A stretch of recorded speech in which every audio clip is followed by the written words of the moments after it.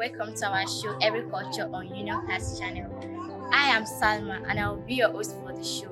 Today we are going to be talking about Fulani people, cultures and their traditional practices. With an estimated amount of 20 to 25 million, they are believed to come from North Africa and the Middle East. The Fulani people are one of the largest ethnic groups that can be found widely dispersed across the Sahel and West Africa. Known by different names across the globe, they are called the Fula people in Mande languages and can be sometimes be spelled as F-U-L-A-H or F-U-L-L-A-H. In French, they are called Pehu. In the Hausa language, they are called Fulani or Ilani, and in Portuguese, they are called Fula or Olo. However, of all of these names, Fobe is the preferred name of this group of people. The Fulanis are located in an area that stretches from Ouaida, a city east of Lake Chad, to Senegal's Atlantic shore. They are as far east as the border of Ethiopia. The Fula people generally practice Islam on their way or back from Mecca, Saudi Arabia, settled in parts of eastern Sudan. Today, they represent a community known as Felata. The origin of the Fulani people is debatable, and this is because numerous ideas of their ancestries have been proposed. But the main religion of the Fulanis is Islam, and the taking of this religion became a boundary maker. People whom historians recognize as Fulani today are presumed to have North African or Middle Eastern origins, known as white-rooted ethnic groups in West Africa. They have a much lighter complexion than most Africans. These people are the largest nomadic pastoral community, and as pastoral people, they tended to move in an eastern direction and spread over much of West Africa. Movements of the Fula people in West Africa followed a specific pattern.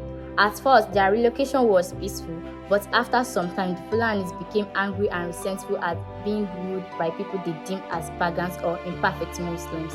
Their anger was driven further by the larger migration that took place in the 17th century, and the majority of the migrants were Muslims. Fulani marriage. It is a belief among the Fulanis that marriages are supposed to produce many children, and as a result of this, they marry young without any desire for birth control. Unlike other African cultures, virginity is not placed on a high pedestal. In fact, women are supposed to bring sexual experience to the marriage. However, they, on the other hand, are to display modesty when the topic of marriage arises. During the marriage ceremony, the father of the bride transfers one of his heads to the groom as a sign of legalizing the marriage. After this, another ceremony called Kabal may take place, and neither the bride or groom is to be present. Customarily, the status of the bride increases with each child she bears, especially if they were men. Fulanis practice endogamy, the custom of marrying only within the limits of a local community, clan, or tribe. Fulani food. It is not uncommon to see Fulani women hawking milk products in decorated calabash on their heads. Fresh milk is termed kozam and yogurt pendidam. Other meals include ingiri, which is heavy, which is made of flour and is eaten with soup, taikai ako, which is made from tomatoes, peppers, and other vegetables. Another popular meal is fermented milk with corn couscous, which is referred to as lachiri or dekeri. It could also be taken as a fluid called gari, which is made of flour cereals.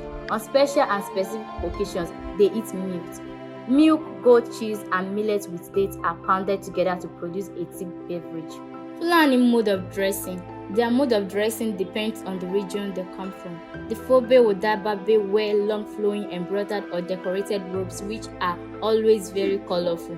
In Central Guinea, the men wear hats with colorful embroidery, whereas in Nigeria, Cameroon, and Niger, both men and women wear a typical white or black cotton material gown embellished with blue, red, and green thread embroidery work.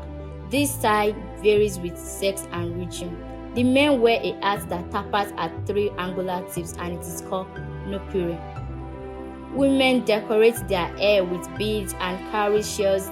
They also decorate their hands, arms, and feet with henna, lali.